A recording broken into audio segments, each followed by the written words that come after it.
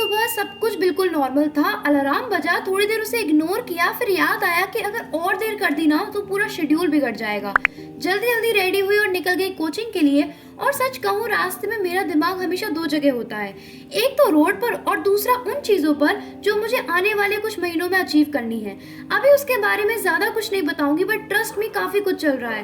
Coaching पहुंचकर लगता है कि अब बाकी दुनिया थोड़ी देर के लिए पॉज हो गई है और मैं बस मेरे लेक्चर्स, मेरे नोट्स, मेरे टास्क को कंप्लीट करने के लिए बनी हूँ और हर रोज कुछ नया सीखने के लिए एक्टिव। ये जो आप स्क्रीन पर देख रहे हो ना, ये सिर्फ एक पढ़ाई वाली क्लिप नहीं, इसके पीछे बहुत सारे डाउट्स, काफ़ी सारी प्लानिंग एंड काफ़ी सारी ओवरथिंकिंग भी चल रही होती है। कभी कभी लगता है कि प्रोग्रेस बहुत स्लो है, पर जब नोट्स को देखती हूँ तो रियलाइज होता है कि थोड़ा थोड़ा करके आगे तो बढ़ रही हूँ। और हाँ, जिस चीज़ के लिए मैं प्रिपेयर कर रही हूँ उसके लिए कंसिस्टेंट रहना ज़्यादा इम्पोर्टेंट है इंस्टेड ऑफ मोटिवेशन। बाकी उसका नाम अभी सीक्रेट ही रहने देते हैं। आज का स्टडी सेशन खत्म कर कर अब बस दिमाग में एक ही चीज चल रही थी कि घर जाकर रेस्ट करना है। बट जैसे ही घर पहुंची वहां पता चला कि कुछ और ही प्लान्स है। भैया भाभी ने बोला कि जल्दी से रेडी हो जाओ, बाहर चलते हैं कहीं घूमने के लिए। अब जैसे ही घूमने का नाम मैंने सुना, मेरी थकान एक सेकंड में गायब हो गई। तो सबसे पहले हम गए थे बर्गर किंग एंड वहां पर ऑर्डर करने के बाद हम लोग वेट करने लगे अपने ऑर्डर का। एंड उसके बीच में हमने अपना फोटो सेशन चालू कर दिया था। And as you know, in my every vlog I never forget admiring myself. मैं कभी खुद को एडमायर करना नहीं भूलती। आफ्टर एडमायरिंग माई सेल्फ हमारा ऑर्डर आ चुका था एंड ऑर्डर को आते ही मेरे मुंह में इतना पानी आ गया था क्योंकि मुझे काफ़ी तेज़ भूख लग रही थी।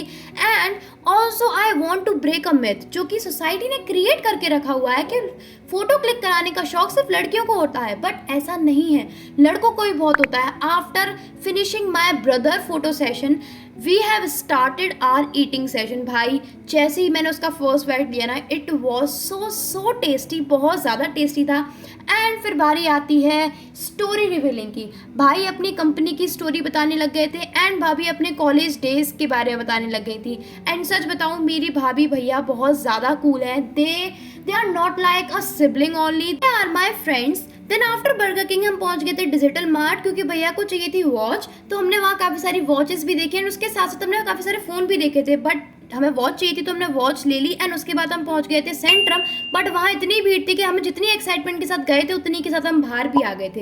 देन उसके बाद हम पहुंच गए थे कृष्णा नगर की तरफ। और सच बताऊं, रात में ट्रेवल करने का अपना अलग ही मजा होता है।